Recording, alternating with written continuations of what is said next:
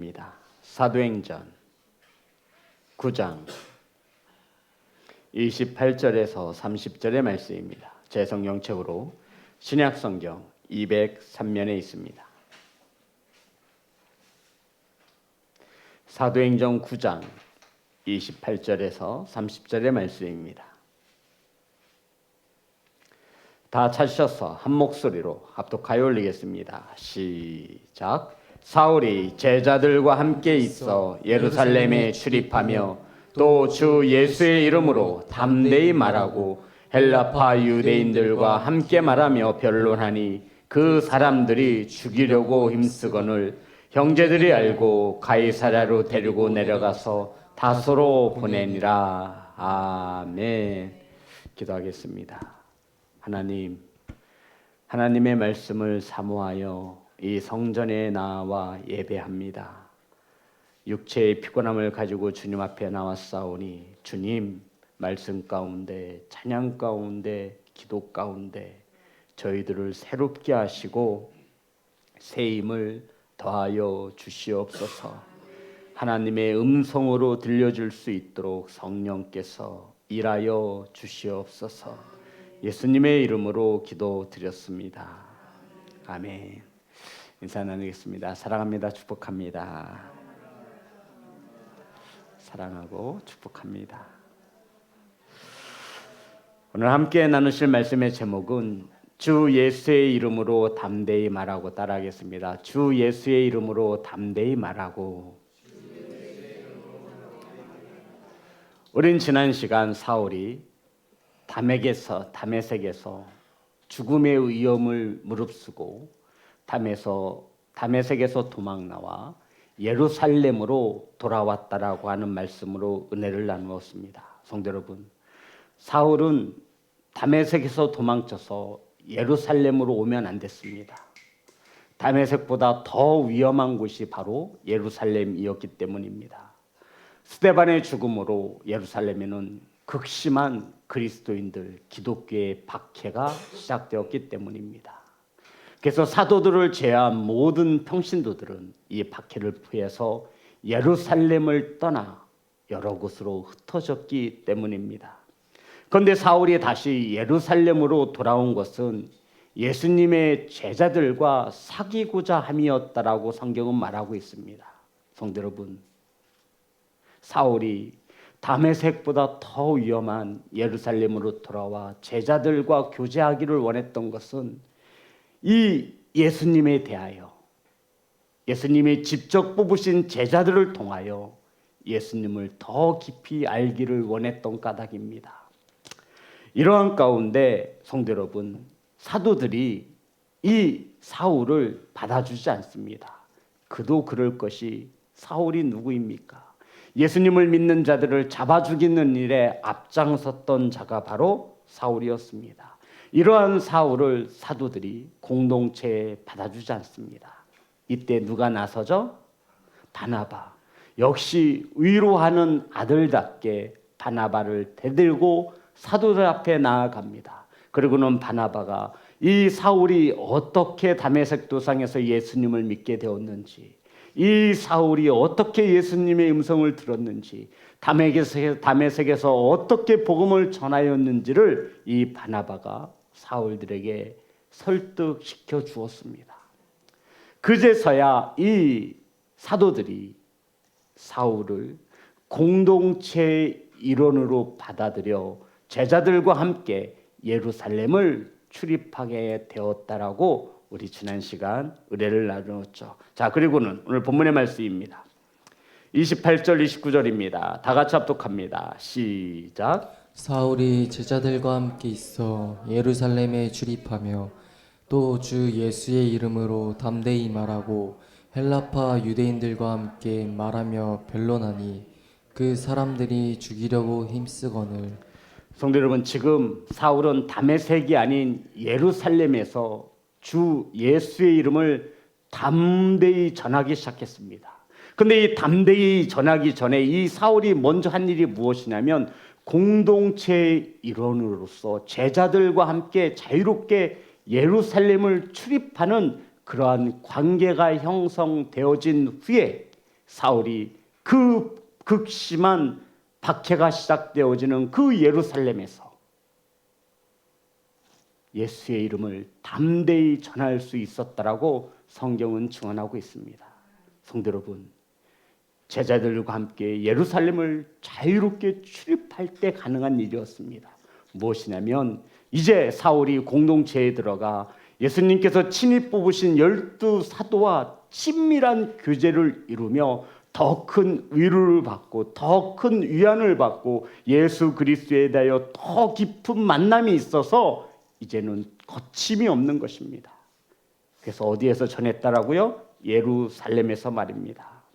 성도 여러분, 이 예루살렘 그 어떤 도시보다 그리스도인들에 대한 핍박이 극심한 도시였습니다. 이러한 사실을 누구보다도 잘 알고 있는 것이 바로 사울입니다. 왜요? 사울이 스데반을 죽이는 그 현장 가운데 지도자로 있었기 때문입니다. 그러니 사울이 모를 리가 없죠. 이러한 사울이 이러한 예루살렘에서 더욱 예수의 이름을 담대히 전하였다라는 것입니다.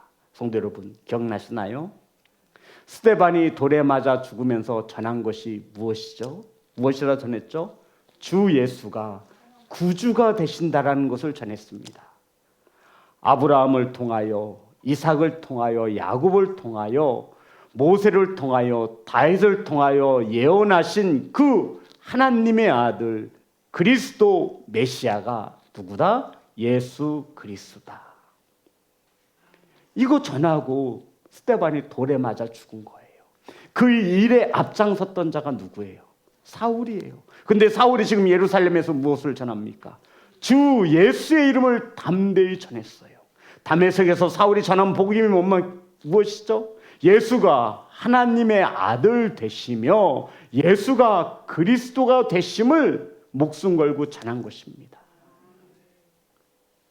스데반이 전한 것과 사울이 전한 것이 다르지 않음을 우리는 알아야 합니다. 사랑하는 성도 여러분, 그렇다면 사울이 예루살렘에서도 담대히 주님의 이름을 전할 수 있었던 이유가 무엇이냐 한번 우리 묵상해 보아야 합니다. 성도 여러분, 이제 사울은 진짜 믿음을 가진 것입니다. 어떤 믿음? 진짜 믿음. 저와 여러분도 믿음 있죠? 아멘 합시다. 아멘. 그런데 진짜 믿음, 99.9%의 믿음 가지고는 안 돼요. 100%의 믿음이어야 해요. 성도 여러분, 비슷한 믿음과 진짜 믿음은 하늘과 땅만큼의 차이가 있습니다. 저와 여러분이 가진 믿음은 구원받을 수 있는 믿음이어야 함을 믿으시기를 주의 이름으로 축복합니다. 그 믿음, 구원받을 수 있는 믿음인지를 누가 정하시는 거예요? 예수 그리스도가. 믿음의 저울에 우리의 믿음을 올려놓으신답니다. 사랑하는 성도 여러분, 바로 이 사울이 죽음을 무릅쓰고 예루살렘에서 예수의 이름을 담대히 전할 수 있었던 까닭은 이제 사울에게는 순금처럼 정금처럼 100%의 믿음을 가지게 된 것입니다. 어떤 믿음이죠? 예수가 하나님의 아들 되심과 예수가 메시아 그리스도이심 나의 구원자이심을 100% 믿는 믿음을 가졌기 때문이라고 말하는 것입니다. 저와 여러분이 가져야 할 믿음이 이와 같은 믿음입니다. 99.9%의 믿음 가지고는 안 돼요. 몇 퍼센트여야 돼요? 100%의 주님이 인정할 수 있는 믿음이어야 합니다. 성도 여러분, 우리 믿음의 분량이 다 달라요. 하지만 분명한 것은 구원받을 수 있는 믿음이어야 함을 믿으시기를 주의 이름으로 축복합니다. 우리 자녀들 믿음이 있다 하지만 육신의 안목을 가지고 보는 우리 자녀들의 믿음 또한 부모가 볼 때는 한없이 부족한 것 같죠. 저와 여러분의 믿음도 마찬가지입니다. 하지만 기억하시기 바랍니다. 이 믿음은 오직 예수 그리스도가 우리에게 주신 믿음으로 하나님 나라에 갈 수 있음을 믿으시기를 주의 이름으로 축복합니다. 99.9%의 믿음은 진짜 믿음이라 할 수 없는 거예요. 성도 여러분, 100%의 믿음을 가져야 합니다. 오해하지 마세요. 나는 90%의 믿음을 가졌으니 이 믿음 가지고 구원받을 수 있어. 아니에요. 쌀과 같은 온전한 믿음을 찾고 가지시기를, 소유하시기를 주의 이름으로 축복합니다. 이러한 믿음을 가진 사울은 담대히 전할 수 있는 것입니다. 왜요? 예수님을 만났거든요. 예수님의 음성을 들었거든요. 예수님께서 택한 그릇이라고 하는 이 귀한 사명을 받았거든요. 하나님의 나라가 진짜 있는 것을 믿게 되어진 것입니다. 천국과 지옥이 있는 것을 진짜 믿게 되어진 거예요. 이 천국은 예수가 하나님의 아들 되심과 예수가 나의 구주 되심을 믿는 자들이 갈 수 있는 것이라 사울은 온전히 믿게 되어진 것입니다. 그동안 사울의 믿음은 어땠어요? 율법의 행위를 지킴으로 구원받을 수 있다 믿었어요. 그런데 그것이 틀렸다라고 하는 것을 예수님께서 증명해 주셨어요. 사울아 사울아 나는 내가 박해하는 예수라 친히 말씀해 주셨어요. 사랑하는 성도 여러분, 저와 여러분도 구원받을 만한 믿음을 소유한 성도인 줄 믿습니다. 아멘. 오늘도 그 믿음을 말씀의 불꽃 아래 내려놓으시고 주님께서 더욱 단련시키실 것을 믿으시기를 주의 이름으로 축복합니다. 사랑하는 성도 여러분, 주님의 이름을 가졌기에 우리의 구주가 되시는 예수님의 뜻에 따라 살려고 몸부림치는 그리스도인, 여기에 무섭거나 두려워할 것이 없는 것이죠. 사울이 지금 그렇게 사역하고 있습니다. 예수님을 만났거든요. 들었거든요. 보았거든요. 그리고는 자신의 잘못된 생활을 청산하고 이제 돌이켜서 주님이 택하신 그릇으로 사명을 감당하고 있는 것입니다.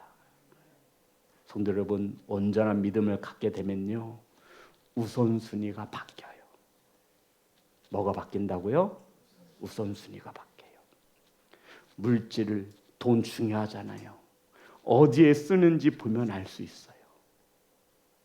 참 믿음을 가진 자들은 11조를 하지 말라고 해도 해요. 참 믿음을 가진 자들은 힘써 애써 번 돈을 가지고 주의 일을 위해서 아낌없이 헌신합니다. 시간을 어디에 쓰는지 보면 알 수 있어요. 사람이 보아도 알 수 있듯이 주님이 보시면 100%겠죠.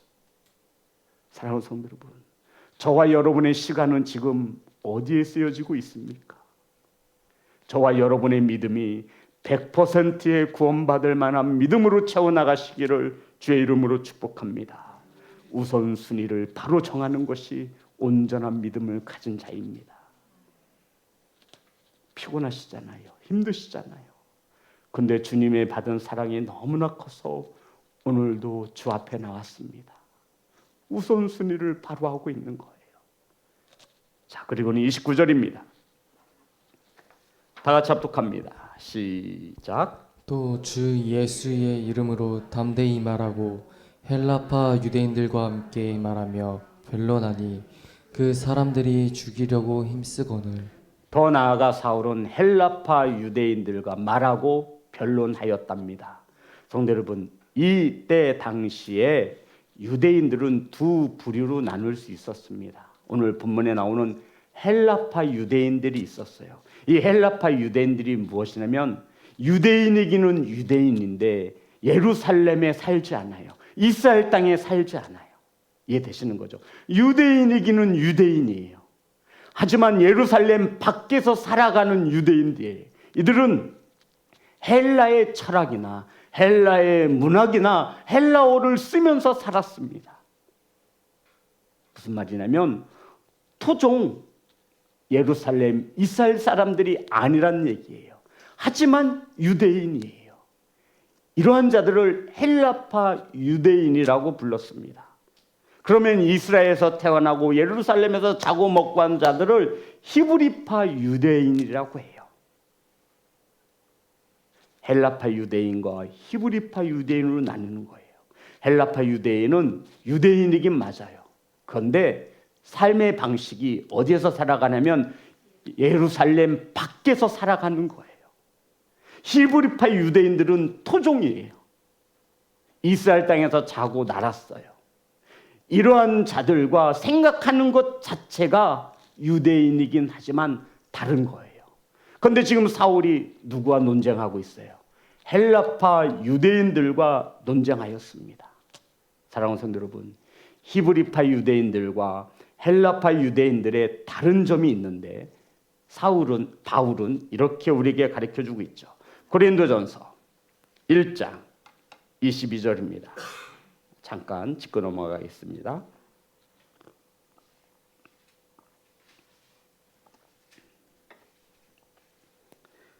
고린도전서 1장 22절 다 같이 합독합니다. 시작. 유대인은 표적을 구하고 헬라인은 지혜를 찾으나 여기서 말하는 유대인은 히브리인 유대인이고요. 히브리인 유대인들이고요. 표적을 헬라에는 헬라파에 속하는 유대인들을 말하는 겁니다. 이해되시는 거죠? 그러면 히브리파 유대인들은 하나님께서 베푸시는 기적을 많이 체험했지요. 왜요? 예루살렘에서 자고 날았으니까. 예루살렘에서 먹고 살고 있으니까 당연히 예루살렘이 베푸신 기적에 대하여 보고 듣고 체험한 자들도 있었다라는 것이죠. 그래서 이 유대인들은 무엇을 구하죠? 표적을 구합니다. 이해되십니까, 성도 여러분? 예루살렘에서 먹고 자랐으니까 예수님도 보고 예수님이 행하는 기적도 체험한 자들이에요. 그래서 이들은 항상 하나님의 메시지를 어디에서 찾냐면 기적이나 체험에서 찾으려고 해요. 말씀 필요 없어. 눈으로 보여지는 게 최고야. 이게 히브리파 유대인들이었어요. 헬라파 유대인들은요, 지혜를 구해요. 헬라 철학을 중요시 여기는 거예요. 내 머리로 이해되어지지 않으면 이단이에요. 아주 쉽게 말씀드린 거예요. 이성의 논리나 어떠한 지식적으로 하나님을 알려고 했던 자들이 헬라파 유대인들이에요. 지금 사울이 누구와 변론하고 있어요? 헬라파 유대인들. 어떤 변론이 있었는지는 모르지만 분명한 것은 성도 여러분, 헬라인들이 사울과 변론한 후에 어떻게 마음 먹죠? 사울을 죽이려고 애쓰니라. 이런 뜻이에요. 사울과 막 변론을 했어요. 야, 네가 믿는 하나님, 네가 전하는 복음이 진짜냐? 내 머리로서는 도저히 이해가 안 된다. 그랬더니 사울이 얼마나 또 많이 배웠어요. 그 헬라파인들과 말도 섞어보고 하나님의 말씀을 서로 논쟁하면서 그랬더니 이 헬라파 유대인들이 사울을 살려두어서는 안 되겠다. 죄를 내버려뒀다간 앞으로 우리의 어떠한 이 족속에 큰 데미지를 입히겠다 싶어서 사울을 죽이려고 힘을 쓰고 있습니다. 사랑하는 성도 여러분, 예수님께서 이 땅에서 복음을 전하실 때에도 히브리파 유대인들은 예수님의 말씀을 믿지 못하고 표적을 구했습니다. 그러면 예수님의 기적을 체험한 자들이 예수님을 믿었냐? 믿었어요? 아니요. 기적을 보여주고 표적을 보여주면 믿을 줄 알았는데 그들은 여전히 예수님에 대하여 불신하고 있습니다. 사랑하는 성도 여러분, 오늘날에도 여전히 예수님을, 하나님을 지혜로, 지식으로 알려고 하는 자들 또한 있습니다. 우리 성도님들도 주변에 이런 성도들이 있을 거예요. 어떤 이들은 체험을 굉장히 중요시 여겨요. 나는 보았고 나는 느꼈다. 나는 이러이러한 체험을 가지고 있다. 이런 자들은 오늘 성경이 어디에 속하는 거예요? 헬라파 유대인 중에 속하는 거예요. 그런데 성경을 완전히 40독에서 딸딸딸 외우고 있어요. 아주 지식을 중요시 여겨요. 어느 파예요? 헬라파예요? 히브리파예요? 헬라인들은 지혜를 구하고 히브리인들은 표적을 구합니다. 사랑하는 성도 여러분, 이 두 가지가 적절하게 건강하게 공존해야만 해요. 한쪽으로 치우치면 문제가 되는 거예요. 아, 이 교회는 기적이 안 일어나? 아, 이 교회는 말씀의 은혜가 없어? 자기가 다 판단하고 정죄하는 것이죠. 성도 여러분, 그렇지 않아요. 교회는 하나님께서 세우시는 교회인 것을 믿으시기를 주의 이름으로 축복합니다. 우리 주변에도 얼마든지 지혜로 혹은 표적으로 예수님을 알고자 하는 이들이 있습니다. 지식적으로 이 성경을 연구하는 이들도 있습니다. 하지만 이 성경은 그렇게 한다 해서 지혜로 지식으로 하나님을 안다고 해서 알 수 있는 것이 아니죠. 성도 여러분, 믿음에 대해서, 영생에 대해서, 천국에 대해서, 지옥에 대해서 설교하면 성도들이 별로 안 좋아해요. 우리 시은성교회 성도님들은 좋아하지만 왜 지옥 설교를 좋아하지 않는지 알아요, 성도 여러분? 이 지옥이나 영생이나 천국에 대해서 설교하고 이것을 성도들에게 가르치면 대부분의 성도들이 튕겨져 나가는 것을 보게 됩니다.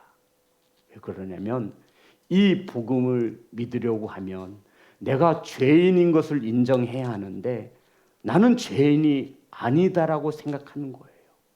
내가 그렇게 극악 죄인이야? 나는 그래도 나름대로 신앙생활 잘 하는 것 같은데.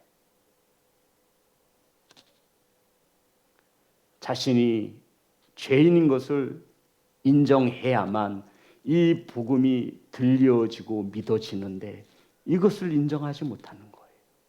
아직도 성전에 나와 신앙생활하면서 내 나라를 따로 세우고 하나님 나라는 뒷전인 것이죠. 성도 여러분, 복음은 인간의 지혜로 지식으로 알 수 있는 것이 아니라고 성경은 우리에게 가르쳐주고 있습니다. 그러면 이 복음이 믿어지기 위해서는 누구의 역사가 필요한 거예요? 성령의 역사가 필요한 것입니다. 사랑하는 성도 여러분, 그러니 저와 여러분은 엄청난 복을 받았습니다. 자, 고린도전서 1장 18절의 말씀입니다. 고린도전서 1장 18절 말씀 다 같이 합독합니다. 시작. 십자가의 도가 멸망하는 자들에게는 미련한 것이요 구원을 받는 우리에게는 하나님의 능력이라. 십자가의 도는 예수 그리스도가 전한 복음을 말합니다. 이 십자가의 도는 멸망당할 사람들이 보면 참 미련한 사람들이라 믿는 것이라 여겨집니다. 세상 사람들은 이 십자가의 도를 알래야 알 수가 없는 거예요. 야, 쟤네들은 무슨 낙으로 사냐? 쟤네들은 왜 저렇게 사냐? 이해하지를 못하는 거예요. 하지만 십자가의 도를 믿는 우리는 이것이 하나님의 능력이 되어짐을 알고 믿는 것이라는 것이죠. 사랑하는 성도 여러분, 인간의 지식으로 경험으로 알 수 없는 것이기에 십자가의 도를 알지 못하는 자들은 이 십자가의 도를 미련한 것이라고 여기합니다. 정작 미련한 자가 누구인지 모르겠어요. 그러나 십자가의 도가 하나님의 능력이 됨을 믿는 우리 그리스도인들에게는 말씀보다 더 귀한 것이 없음을 우리는 고백하게 되어지는 것입니다. 성도 여러분, 경험으로 지식으로 알 수 없는 이 믿음을 우리에게 주신 주님께 감사하시기를 주의 이름으로 축복합니다. 그래서 우리는 이것보다 더 큰 축복을 받을래야 받을 수 없는 거예요.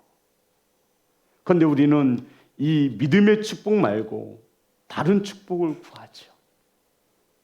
성도 여러분, 정말 자녀들에게 주고 싶은 축복이 이 복음을 듣고 믿어지는 믿음의 축복인 것을 믿으십니까? 아멘.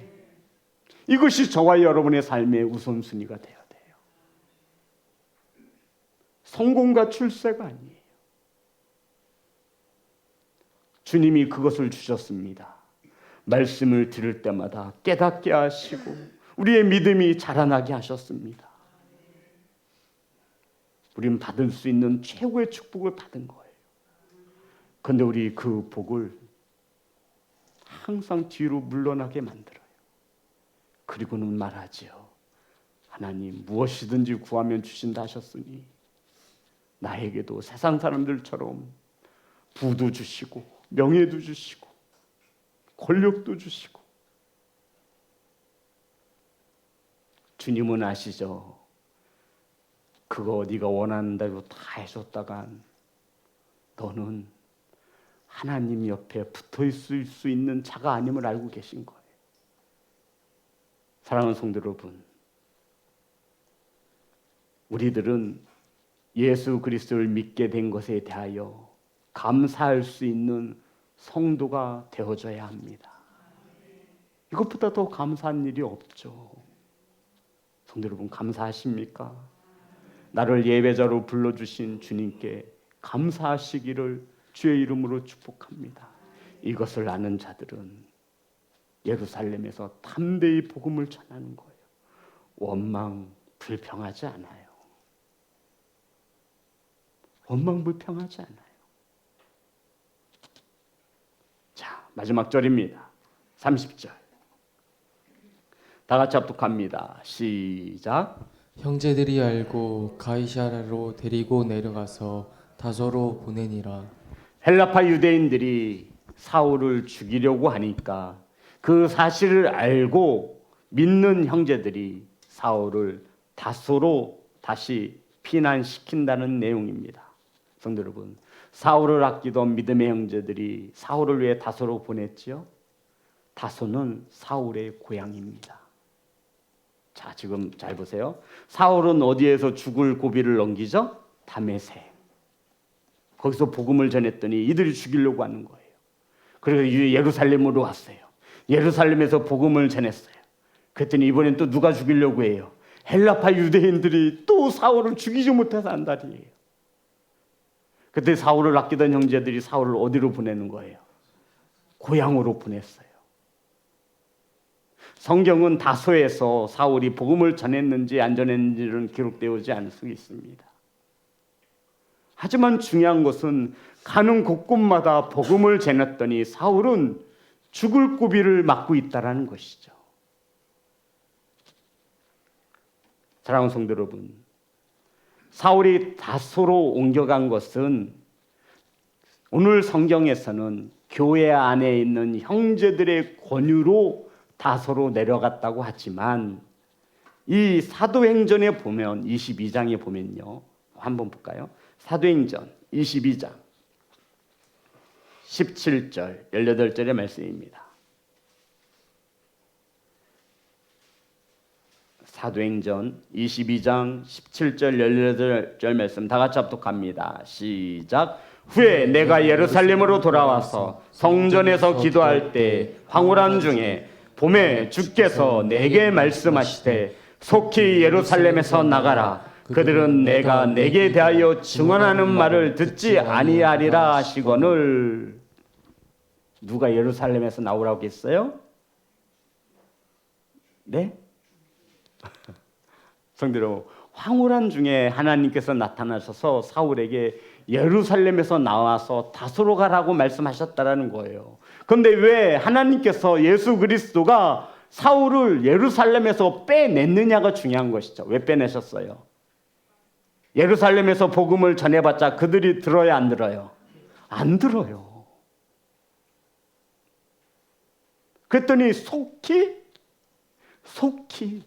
하나님께서 야, 복음을 그렇게 전해도 듣지 않는 예루살렘에 있을 필요가 없다라는 거예요. 그래서 하나님께서 속히 빼내어 사울을 다소로 보냈다라고 말씀하고 있는 것입니다. 성도 여러분, 복음을 전할 때마다 다 믿고 다 듣는 거 아닌가라고 생각하시잖아요. 근데 아니에요. 복음을 듣고 믿게 되어지는 것은 하나님이 우리에게 주시는 가장 큰 은혜인 것을 믿으시기를 주의 이름으로 축복합니다. 그러니 우리는 이 복음을 듣고 믿고 깨닫고 알게 된 것에 대하여 자긍심을 가지셔야 돼요. 누가 허락하신 거예요? 하나님이 허락하신 거예요. 예수 그리스도가 우리에게 믿음을 주신 거예요. 말씀을 들어 깨닫게 하시고 우리에게 믿음을 주신 것이 바로 하나님이시라 말씀하고 있는 거예요.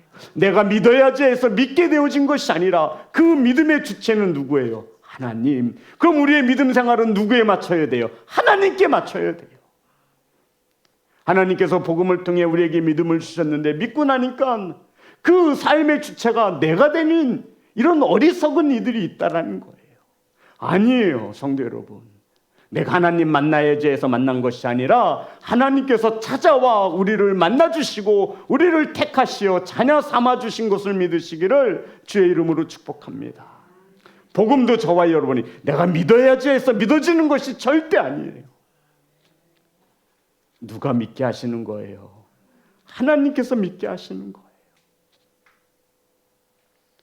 예루살렘에 있는 사람들에게 복음을 전해봤자 그 사람들이 듣지 않을 것이니 너는 거기에 있지 말고 속히 나와 다소로 가라고 말씀하셨다라는 거예요. 사랑하는 성도 여러분, 이러한 것으로 볼 때 우리는 정말로 큰 은혜를 받았습니다. 성경이 이 66권의 책이 복음으로 들려지고 이 복음을 들을 때마다 우리의 믿음이 세워지며 우리는 구원의 확신을 가진 성도로 살아가게 하신 하나님께 감사할 수 있는 성도가 되시기를 주의 이름으로 축복합니다. 성도 여러분, 복음이 들려지십니까? 아멘. 복음이 믿어지십니까? 아멘. 이것은 하나님께서 저와 여러분을 위하여 베푸시는 은혜인 것을 믿으시기를 주의 이름으로 축복합니다. 복음은 참으로 기쁜 소식이지만 이것을 전한다 하여 믿지 않습니다. 머리로서 경험으로서 그것을 믿으려 하지만 그 믿음은 온전한 믿음으로 세워질 수 없습니다. 누가 하셔야 돼요? 성령 하나님의 크신 은혜가 있어야 하는 것입니다. 그래야 확신을 가지는 거예요. 100%의 믿음을 가질 수 있어요. 성경 40번 읽으면 이해는 되겠죠. 아, 하나님이 이런 것이구나. 하나님을 체험도 하겠지요. 이것 가지고는 부족하지요. 99.9%의 믿음은 진짜 믿음이 아닙니다. 거기에는 반드시 성령 하나님의 은혜가 있어야 100%의 믿음을 가질 수 있는 것입니다. 사랑하는 성도 여러분, 90%의 믿음을 가지고 오해하거나 착각하지 마십시오.